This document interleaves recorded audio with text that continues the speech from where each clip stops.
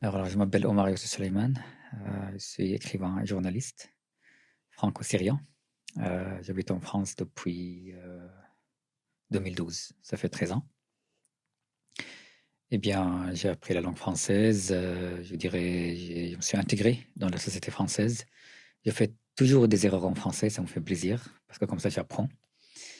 Et effectivement, je suis engagé à fond contre la radicalisation, toutes les radicalisations, tout l'extrémisme en France, et surtout l'extrémisme islamiste, qui a déjà détruit mon pays d'origine, et je fais tout pour qu'il ne détruise pas mon pays d'adoption, la France. Et tu te retrouves en France et tu es confronté à quelque chose que tu t'attendais pas du tout.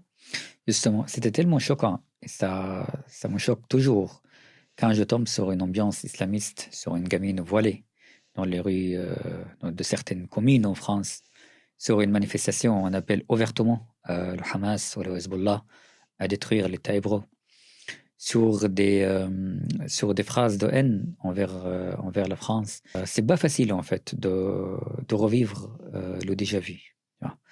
Le déjà vu dans la France de Voltaire, de Molière, d'Aragon, de Jean Jaurès. Pour moi, c'est ça la France. C'est la France de Paul Éluard. C'est la France de la résistance. C'est la France que je rêvais toujours, tu vois. Et voilà, c'est la raison pour laquelle je suis engagé. Tu as été approché plusieurs fois.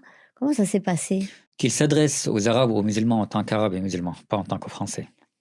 C'est-à-dire, ce petit Arabe que j'étais pour eux devait rester le petit Arabe, devait rester le petit dit musulman, le petit migrant, le petit malheureux qui crache sur la France jour et nuit. Parce qu'au nom de l'égalité, il pratique une humiliation envers des êtres humains en adressant la parole à eux.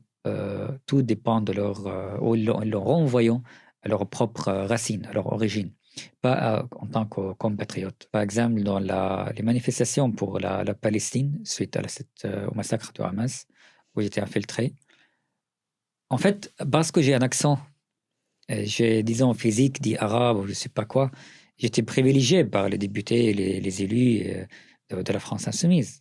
Parce que pour eux, en fait, j'étais une personne merveilleuse parce que j'étais la victime, tu vois. C'est-à-dire, c'était pas de la banlieue, c'était la place de la République, ici, à Paris. Là, on parle déjà du livre parce que... Tout à fait. Moi, ça m'a tellement intéressé dans ce livre, quand je l'ai écrit, de revenir dans l'histoire. Parce que j'ai l'impression que nos jeunes, aujourd'hui, ils sont découpés de l'histoire du Moyen-Orient.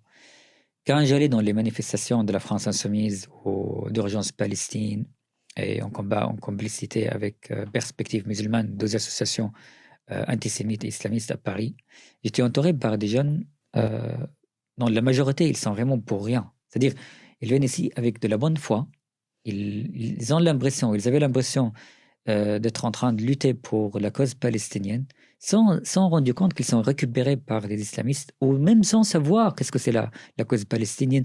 Même ils ne savent pas où est la Palestine sur la carte.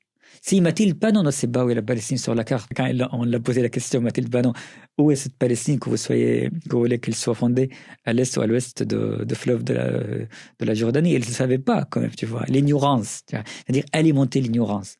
Et comme on dit en bon français, la nature a l'horreur du vide, tu vois. Donc il y a une vide chez nos jeunes. Et c'est pour ça, en fait, je voulais revenir dans l'histoire et au Moyen-Orient et ici aussi, par rapport à l'islamisme, surtout celle des frères musulmans, pour que nos jeunes comprennent d'où ça vient. Eh bien, ça m'a tellement intéressé aussi de raconter cette histoire avec un style simple, fluide et comme un narrateur, tu vois, pas d'un style académique.